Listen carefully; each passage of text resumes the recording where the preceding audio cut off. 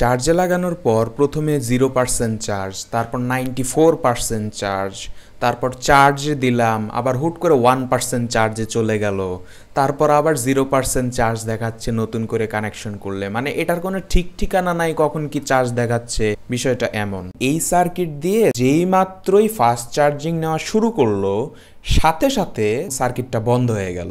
এখন আমি একটা ম্যাজিক করে দেই। এবার আমি ল্যাপটপেরই 3টা ব্যাটারিকে প্যারালাল করে দেখেন এই মোটা তারটা ইউজ করছি। সার্কিট কিন্তু সেম।